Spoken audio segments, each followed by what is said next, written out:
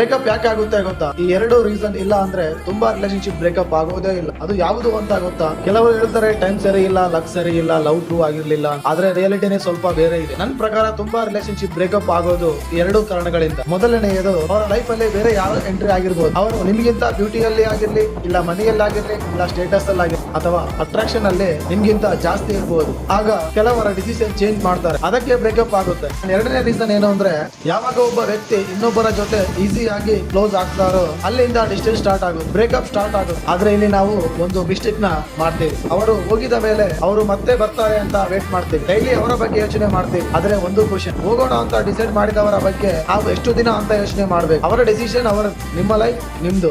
ಅವರು ಯಾಕೆ ಹೋದ್ರು ಅಂತ ಯೋಚನೆ ಮಾಡೋದಕ್ಕಿಂತ ನಾವು ಏನ್ ಇಂಪ್ರೂವ್ ಮಾಡ್ಕೋಬಹುದು ಅಂತ ಯೋಚಿಸ್ಬೇಕು. ನಮ್ಮ ಕಾನ್ಫಿಡೆಂಟ್ ಸ್ಕಿಲ್ಸ್ ನ ಇಂಪ್ರೂವ್ ಮಾಡ್ಕೋಬೇಕು, ನಮ್ಮ ಲೈಫ್ ಸ್ಟೈಲ್ ನ ಇಂಪ್ರೂವ್ ಮಾಡ್ಕೋಬೇಕು. ಯಾಕೆ ಅಂದ್ರೆ ಫ್ಯೂಚರ್ ಅಲ್ಲಿ ಯಾರಾದ್ರೂ ಮತ್ತೆ ನಮ್ಮ ಲೈಫ್ ಅಲ್ಲಿ ಬಂದ್ರೆ ಅವರು ಕೂಡ ಇವರ ತರ ದೂರ ಆಗ್ಬಾರ್ದು ಅಂದ್ರೆ ಮೊದಲು ನಾವು ನಮ್ಮನ್ನು ಇಂಪ್ರೂವ್ ಮಾಡ್ಕೋಬೇಕು. ಯಾಕೆ ಅಂದ್ರೆ ಒಳ್ಳೆ ರಿಲೇಶನ್ಶಿಪ್ ಸ್ಟಾರ್ಟ್ ಆಗೋದು ಲವ್ ಇಂದ ಅಲ್ಲ, ವ್ಯಾಲ್ಯೂ ಮತ್ತು ಗ್ರೋತ್ ಇಂದ. ಅವರು ಹೋದ್ರು ಅಂತ ಹೇಳೋದಕ್ಕಿಂತ ಅದರಿಂದ ನಾವು ಕಲಿಬೇಕು. ಯಾಕಂದ್ರೆ ಫ್ಯೂಚರ್ ಅಲ್ಲಿ ನಮ್ಮ ಲೈಫ್ ಗೆ ಬರುವ ಸರಿಯಾದ ವ್ಯಕ್ತಿ ನಮ್ಮನ್ನು ಬಿಟ್ಟು ಹೋಗದೆ ಇರ್ಬೇಕು ಅಂದ್ರೆ ಇವತ್ತಿನಿಂದಲೇ ನಾವು ಬೆಟರ್ ವರ್ಷನ್ ಆಗ್ಬೇಕು. ರಿಯಾಲಿಟಿ ಆಕ್ಸೆಪ್ಟ್ ಮಾಡ್ಬೇಕು, ಪಾಸ್ಟ್ ನ ಬಿಡ್ಬೇಕು, ಫ್ಯೂಚರ್ ನ ಬಿಲ್ಡ್ ಮಾಡೋದು ಸ್ಟಾರ್ಟ್ ಮಾಡಿ. ಈ ಎರಡು ರೀಸನ್ ಬಿಟ್ರೆ ನಿಮ್ಮ ಪ್ರಕಾರ ಬ್ರೇಕಪ್ ಆಗೋಕೆ ಬೇರೆ ಏನಾದ್ರೂ ರೀಸನ್ ಇದ್ರೆ ಕಮೆಂಟ್ ಸೆಕ್ಷನ್ ಅಲ್ಲಿ ಕಮೆಂಟ್ ಮಾಡಿ. ಹಾಗೆ ಬ್ರೇಕಪ್ ಆಗಿರೋ ನಿಮ್ ಫ್ರೆಂಡ್ಸ್ ಗೆ ಈ ರೀಲ್ ನ ಶೇರ್ ಮಾಡಿ.